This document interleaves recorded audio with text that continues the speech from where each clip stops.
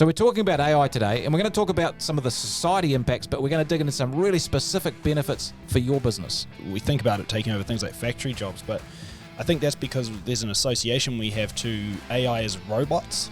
But remember, it's not robots, it's an intelligence. If you're not already thinking or looking at AI, you need to start exploring this. You do actually risk becoming a dinosaur. And we know what happened to the dinosaurs. Well, yeah, dinosaurs ruled the world for longer than we did, but, it can we be did. over in a That's flash. a Freudian slip there. Well, then we do. Maybe look at it the way that AI's going, eh?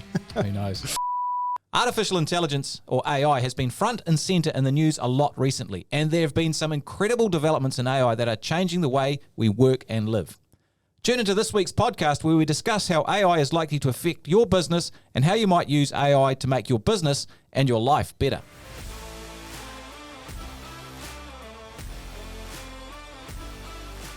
Alrighty there, hi, Tony Fraser Jones, your host of the Profitable Tradie podcast. We're at the podcast now and here with my mate Phil Smith. How you going, buddy? Always good. Yep, that's Yep. good. Got some good chat today? Yeah, man. Yeah, it should be a good topic as well. It's certainly an interesting one. What are we digging into today, Chief? Mate, we are talking about AI, or artificial intelligence. Basically, since ChatGPT was released on the 30th of November 2022, the world's been a pretty different place. And, ChatGPT's actually made AI available to the masses in a way that's more visible and accessible than it really has ever been before, which is pretty exciting. It is. And if you haven't heard about ChatGPT, it's an AI that's developed by OpenAI that stands for Chat Generative Pre-Training Transformer. So let's call it GPT. In plain English, it's an artificial intelligence program that's designed to generate human-like text from the input that it's given or the questions that it's asked. So if you give a sentence or a question to the prompt, it can actually generate a relevant response. Now, it can do this on a whole bunch of stuff. So recently, Bronwyn and I, my wife, we were talking about cooking and how the hardest part of cooking is actually deciding what to cook. So I asked ChatGPT to come up with a menu for the next 7 days for some healthy family meals that were gluten-free, because there's a couple of gluten-free people in our house. Pow, 5 seconds, we had a great menu just done like that. Boom. Yeah. Incredible. Took all the thinking out of it. Yeah. So it's pretty Good amazing. menu too, right? Good menu, yeah. Yeah. Tasty, delicious, nutritious. A few cumin teas in there. No. What are you doing? Oh, I just love cumin tea. It smells amazing. It's great. Nutritious, delicious, good for your health. It is. You should try it. Anyway, AI. AI. It's been here for a while. I think that's the thing people probably don't realize, that it's actually been with us for a long time in various forms, and you probably interact with it in one form or another every day. If you think about search engines like Google, that's powered by AI. You think about ads on social media, all the ads you see on Facebook or TikTok or Twitter or wherever you are, they're shown to you because the system knows that you have some interest in those ads. Well, maybe you don't think you have an interest, but it uses interest targeting to do that. It's incredible. Think about the email filters, having your email, like stuff gets sent to spam or whatever, promotions folder. It's all done by AI. Think about, voice-activated assistants like Siri or Alexa. All those, those annoying answer phone messages that you get. Press 1, press 2. Play your nice music. Even think about we all have streaming systems or platforms like Netflix or Spotify or Disney Plus or whatever. All those sort of things, they actually have recommendation systems that send stuff that is similar to what you like already, serve up for you to watch. And the AI is basically using your past behavior and probably some of your biographical data as well to figure out what might be fun for you to watch. Yeah. Or even mapping software like Google Maps. I know I'm a bit slow. I know the way I want to go, and sometimes it suggests another way, and I'm like, what's wrong with this thing?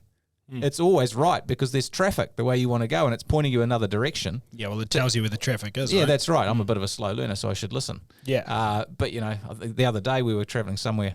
I can't remember where it was, but it took us an extra 50 minutes because I didn't listen. I was stuck in traffic. So it's incredible. To think you know better than a machine that's all-knowing is pretty... yeah, come on. pretty arrogant, really. That's right. I need to be a bit more humble.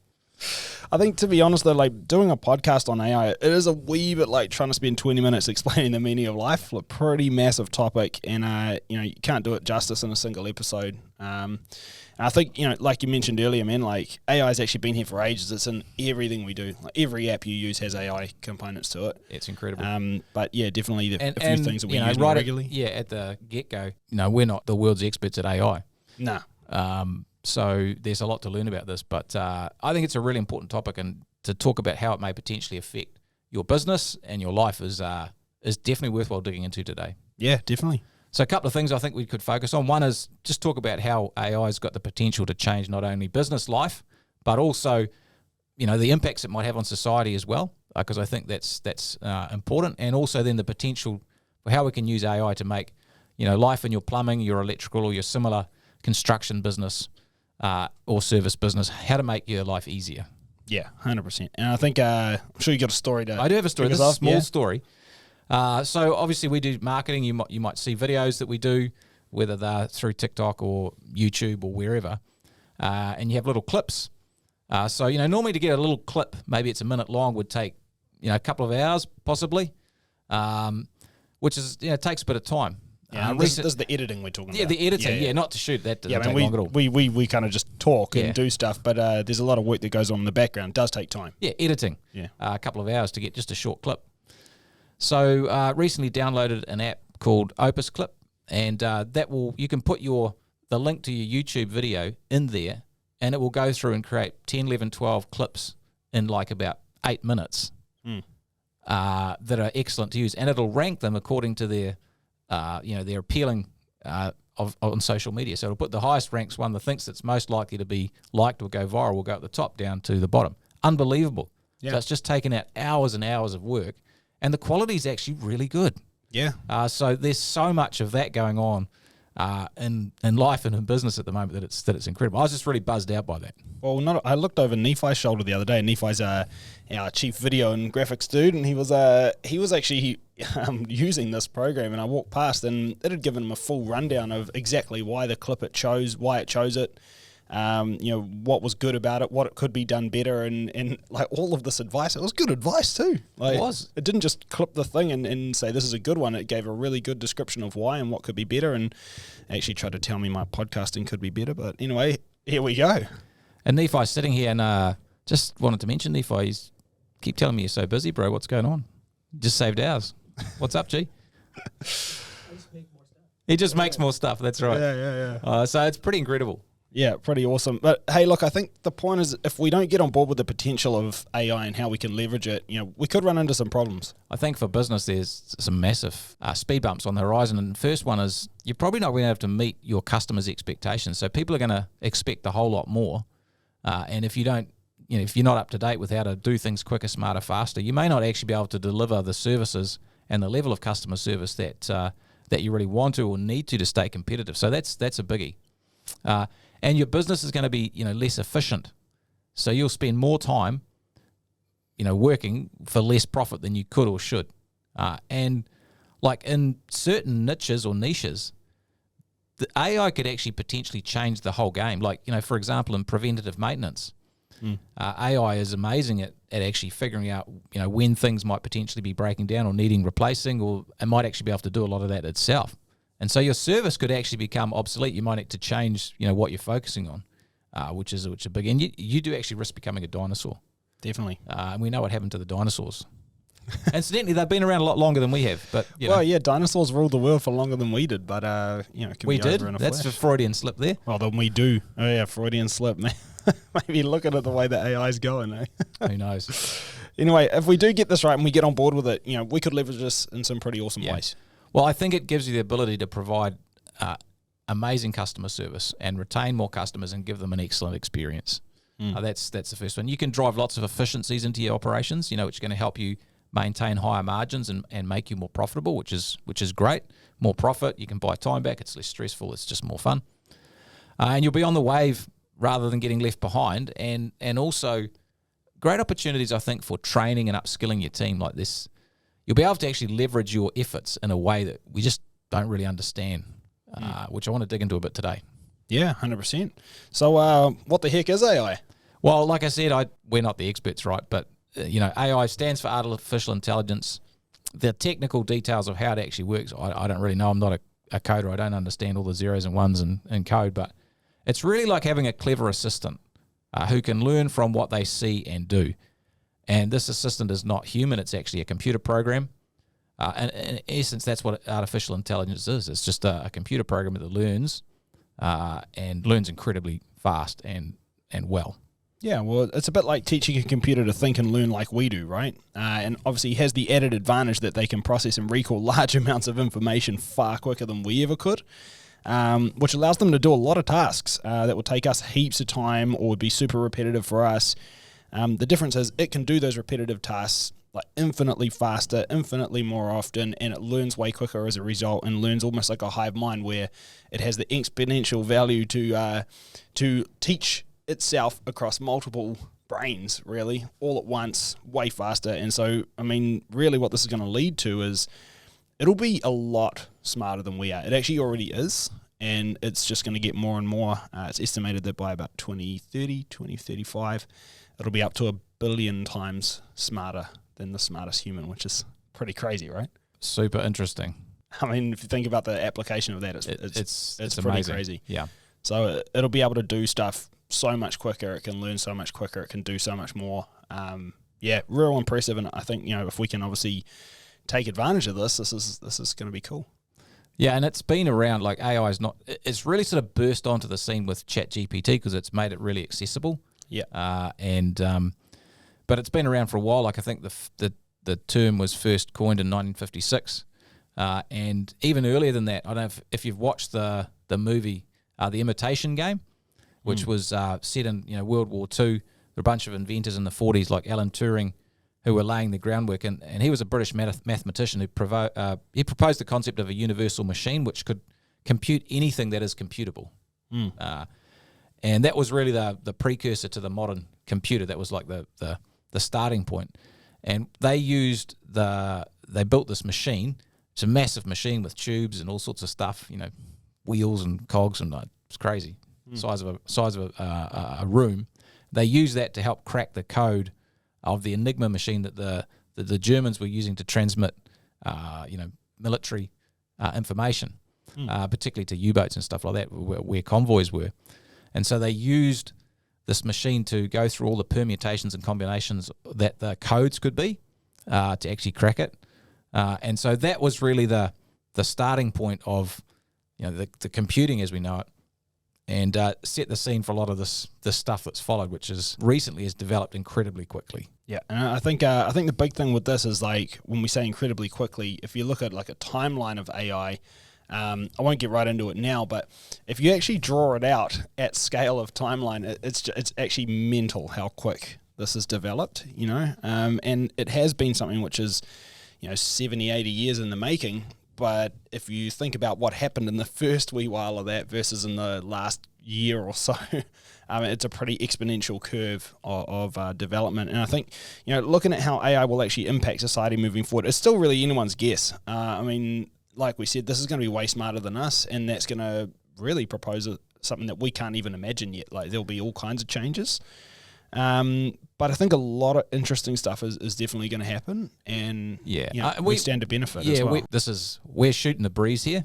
Yeah. Obviously we know a bit about it, and but we're not experts but it's interesting. And the first thing that people think about AI is that we're going to have a bunch of robots running around, taking over all the factory jobs and all the manual labor, and it doesn't look like that's going to be the thing. It actually turns out that the jobs and the things that AI can do most effectively now is actually information-based jobs, processing type jobs, and that's industries like accountancy, legal services, education is up for a massive shake-up. Like accountancy is a lot of processing with rules and large amounts of information. That's absolutely perfect for AI. So if I was thinking about going into accounting, I think it's going to look really different in 5 or 10 years' time. Yeah, and it's not to say it's going to be gone. It's just going to be very different. And I think, again, when we look at, as you said, we think about it taking over things like factory jobs, but I think that's because there's an association we have to AI as robots. But remember, it's not robots; it's an intelligence. So it's not robots going out and doing things for you. It's an intelligence that's way more intelligent than us, and so it's actually all of the intelligence-based stuff which is going to be, supplemented or replaced by AI. So we need to think about it that way. I think it's just an important frame. For sure. Legal's another one. I mean, you can ask ChatGPT to give you a legal opinion, and it'll give you a pretty solid legal opinion because it can actually research all the statutes in the jurisdiction that you're in. You just tell it the jurisdiction, and it'll search it knows the case law, and it can write complex legal opinions. Yeah, that are incredibly thorough. Yeah. And probably more thorough than a lot of legal executives or associates can do. But it can do it in 5 seconds. Yeah, and I think this is where a lot of people will say, yeah, but it's not as good at the moment, like it's not any supplement for, what people are able to do. But when we think about that exponential learning, it's like, yeah, maybe not now, but you might be thinking, oh, well, that's going to be years and years and years away. And it's like, no, it'll probably be a month or 2 max. Because if you think about the rate of learning, anything you could possibly, as a person, learn that might take you 30 years of experience, that's like 30 seconds to AI. So, I mean, it can learn all that stuff, and it will do it really well. That's a good point. At the moment, the best legal brains will write better legal opinions than ChatGPT will. But everyone who has ChatGPT can now get a pretty good legal opinion written for themselves without getting any help. Yeah, just typing in the question. And it will learn, as you say, from the stuff that it gets, and because it can learn 24/7, billions of times faster than human intelligence, then it's just going to be better. Yeah, it will. Education is another one. So there's massive outcries in the education sector. Professors and teachers lamenting the fact that students are going to cheat on their exams to get answers. I've looked at it. I've taken some questions that my kids have had, and I've put them into ChatGPT, and they give great answers. Well, better than we would sometimes, right? Yeah, certainly. I was like, yeah, that's on point. And yeah, kids obviously need to learn stuff. But how is this going to change things? Well, who knows? But I know one thing for sure is that teachers use it to write exam questions. Yeah, like, let's say create a year 10 or a year 11 exam for on this topic. Give us 20 questions. Yeah. So it's pretty funny. Well, it's funny you talk about education. I mean, like, one thing Elon Musk has predicted is that one of the things we'll use AI for is we'll actually just let it tap straight into our brains, and you'll be able to just download information immediately because it learns it that quickly, and it can just basically put it into you. You might remember back to the movie The Matrix, and whenever they want to learn something, it's like, Tank, I need a patch for a blah blah helicopter or something, and then they know it, or Neo sitting there, and within about a minute he's like, I know Kung Fu master. But like, seriously, it could be like that, where if you think about being in education and you need to take 13 years of a child's life to teach them different skills, and it might be more like 13 seconds of plugging into a computer and school's done. Things like that. Could be. Well, and one thing for sure is this is pretty cool. It's actually going to make quality education available to way more people. That's right. Because now you can take the best teaching and it's online. Yeah. You don't have to physically go and pay huge fees to go to a fancy private or public school, whatever it is. You can actually get that quality education anywhere. Yeah. Which is incredible. Yeah. Like, I think that's amazing. So lots of changes, changes to workforces, which may change how society looks. Maybe there'll be sectors of the workforce that don't have jobs that were maybe formerly highly paid. They might have to find some other stuff to do. So that has some potential social implications, but very interesting. I think the thing with that as well, just to be really clear, this is the way it's been forever, all through society. Like, if you think about, like, once upon a time, there were people that did jobs that don't exist today because we created machines and different, technology that made those jobs obsolete. And actually, when you think about it now, imagine doing those jobs these days. It's like we made them obsolete because they were stink jobs, honestly. Like, it's stuff we didn't want to do. You wouldn't get slaves to carry rocks up to the top of the pyramids today, would you? Just get a big crane and... Well, I mean, dude, I was watching that movie The Hurt Locker last night. It came up on Netflix, and I'm just thinking about, even the robots they use to disarm bombs. I mean, like, it's better than being in that suit standing over the bomb, right? And I mean, like, we still have to do that these days, but I mean, like, the smarter and smarter things get, the jobs that get replaced are for the betterment of everybody, and actually it creates new jobs in itself, doesn't it? So we think, we'll take all of these jobs, but actually it just creates different jobs that we don't have yet because they're not needed. So it's just a change. It's not a replacement. I think that's important to understand. And something like ChatGPT can make everyone a lot smarter. So people who find it difficult to write or are not that well educated, they can actually get a piece of writing done or a good letter or email or whatever done to a pretty high standard, which is cool. That's going to really help a bunch of people. Yeah, 100%. And I think, as we said, this is going to get more intelligent than us. It never sleeps, has the ability to learn on its own, and it's way beyond our ability to learn. You don't have to feed them. And they can just learn so much quicker. I mean, if you think about a quantum computer can learn, 1 billion times faster than a normal computer, which already learns way faster than us. And that's only going to improve itself. And so it's just crazy. And I think the thing is we think about things in terms of our own learning cycles. And I remember back to Moga Dutt. He's a bit of a authority on this. Yeah, big time at Google X in the past.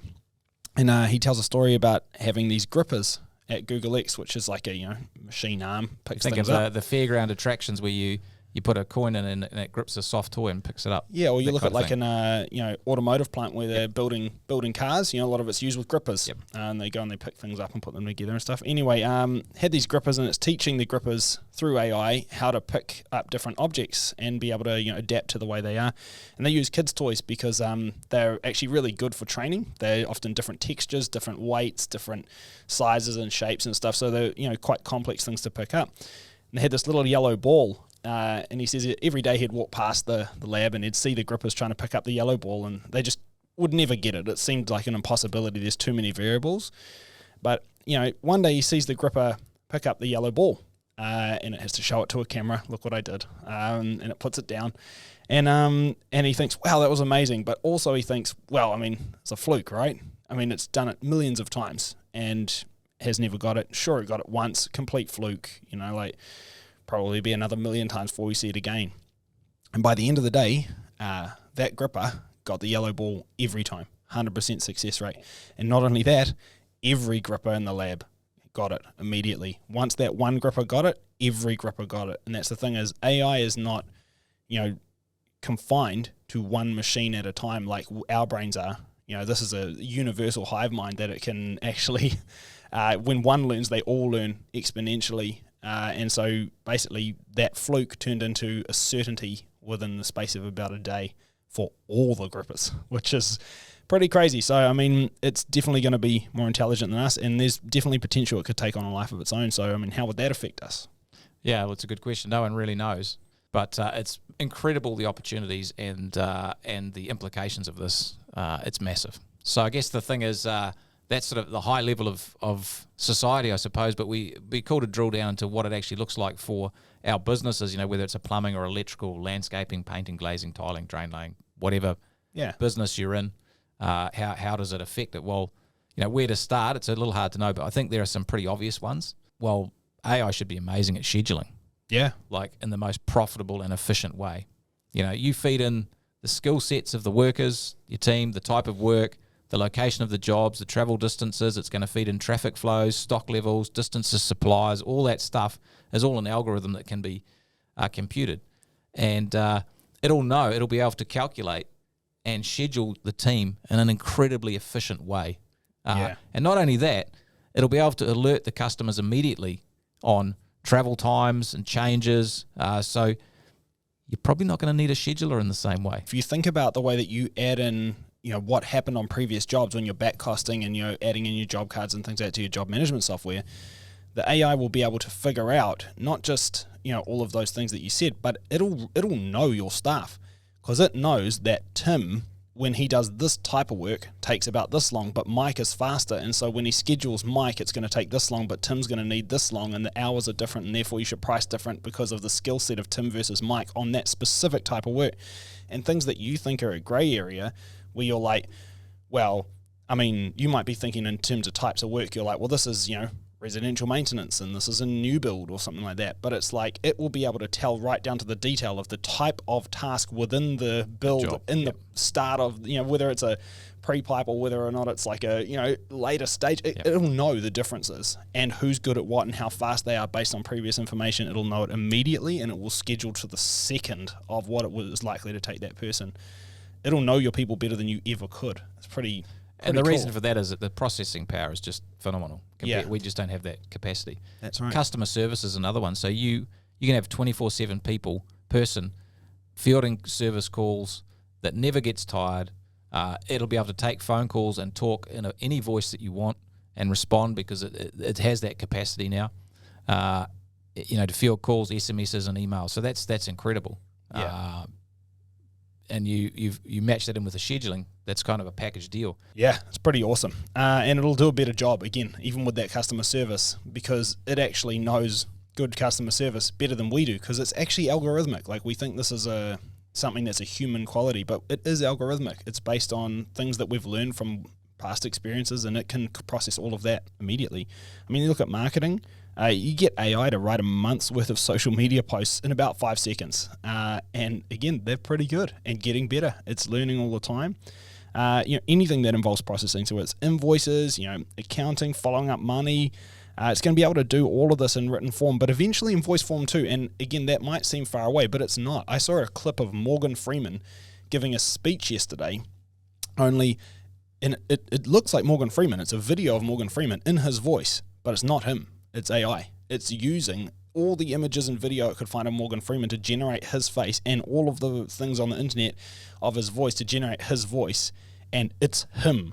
But it's not. So how do we know, Phil, that this is you and not just an AI doing the podcast? Well, honestly, you don't. And this brings back to, if you look at Alan Turing, he has a thing called the Turing test, which has been developed to figure out whether something is a robot or not. Yep. And the test is basically that you have a conversation and ask that robot questions, and if you can't tell that it's a robot, it passes the Turing test. That's right. If you can tell, then it doesn't pass. I tell you what, that Morgan Freeman video, it passed the Turing test, mate. Well, this is the thing too. We have a lot of stuff on social media these days, political stuff and stuff. You actually can't believe everything you see on social media because you don't actually know it was curated by artificial intelligence or someone nefariously using this for their own ends. So it's pretty trippy. But if we bring it back to a non-nefarious and relatable thing for people listening to this, guys, this is where in the past you might say, yeah, but I don't want one of those automated voice services. People can tell it's a robot. It's less personal. Man, we already have the technology where you could be talking to someone on the phone. They give you a world-class, great experience. That's amazing customer service. And it's a robot, man. And you wouldn't know. Yep. So that's pretty cool, actually, when you think about it. It is. Well, and one of the areas I think this could be incredible is training. So if you think about how to train your team, your techs, your tradespeople, there's a time issue here, and there's a resourcing issue, and it's difficult to get, a bunch of different jobs. You have to set them up in the workshop, or you have to take video equipment to jobs and out in the field. Well, AI will be actually able to create training videos of yourself based on previous video inputs, so other videos of yourself, and it will be able to input types of jobs. You'll be able to actually create a training video of how to fit in a hot water cylinder, and they can watch it. Yeah.